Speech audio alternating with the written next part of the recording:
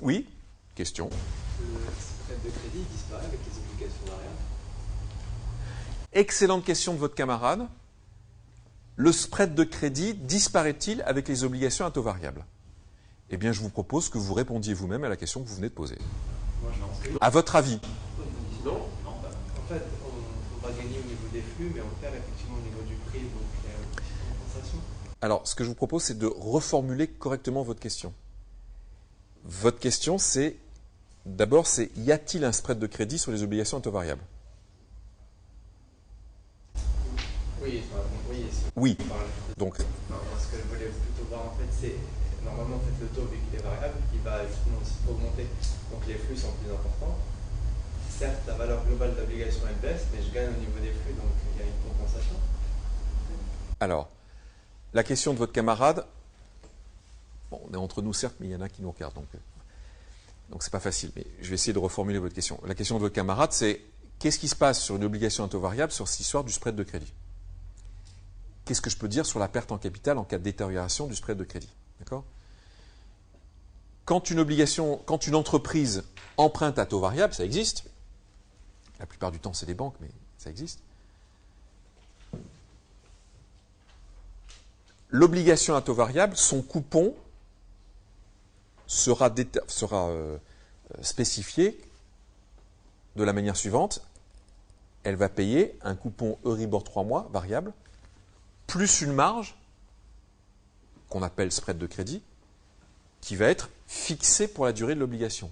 Exemple, au moment où l'emprunteur emprunte, les investisseurs estiment que, vu leur appétit au risque et vu le risque de l'émetteur en question, le spread de crédit, en ce moment, on l'évalue et on réclame 1% de marge. On dit OK, on émet l'obligation, et l'obligation porte un coupon variable qui est Euribor plus 1%. Quoi qu'il arrive, sur les 5 ans par exemple, ce sera Euribor 3 mois plus 1%. OK? Demain, genre un an plus tard, l'obligation a 4 ans encore à courir, vous vous dites, quelle est la valeur de marché de cette obligation? Et vous vous dites, cette obligation, je peux considérer qu'il y a deux choses. Il y a la partie nominale Euribor,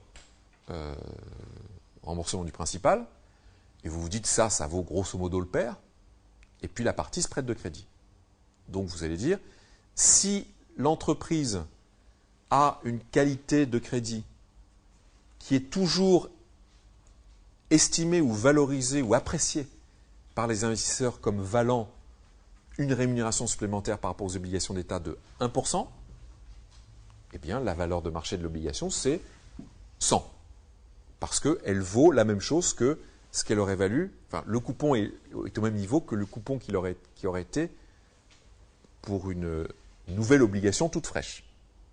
En revanche, si le spread de crédit nouveau un an plus tard, c'est plus 100 points de base, 1%, mais 50 points de base, 1,5%, soit parce que les conditions financières de l'entreprise se sont améliorées, soit parce que l'appétit pour le risque des investisseurs s'est apprécié, et donc pour le même risque, ils ne demandent plus que 1,5% de rémunération supplémentaire et non pas 1% comme avant, eh bien, cette obligation va traiter au-dessus du pair.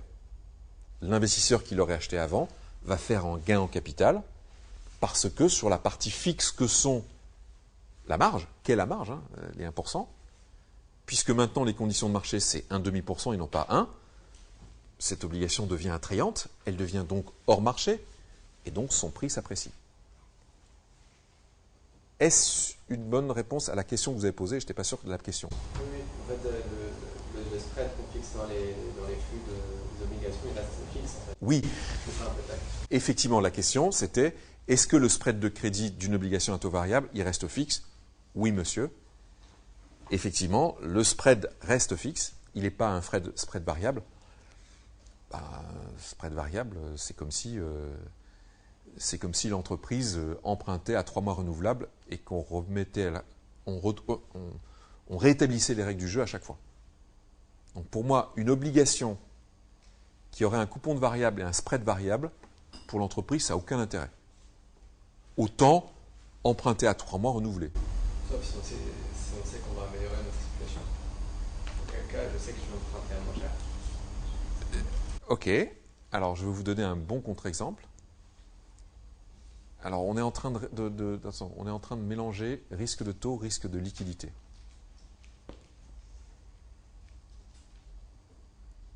Ok. Un instrument taux variable avec spread de crédit variable n'existe pas. Voilà, disons-le un peu plus brutalement, n'existe pas. Pour répliquer ça, il faudrait considérer une entreprise qui emprunte en billets de trésorerie tous les 3 mois. Et donc, si cette situation se détériore, le taux que vont demander les prêteurs va augmenter. Donc, c'est comme si son spread de crédit augmentait. D'accord ? Voilà. Donc, oui, bonne remarque. Sur une obligation à taux variable, le spread est fixe. Il représente l'appétit des investisseurs pour le risque à ce moment-là, au moment où ça a été émis.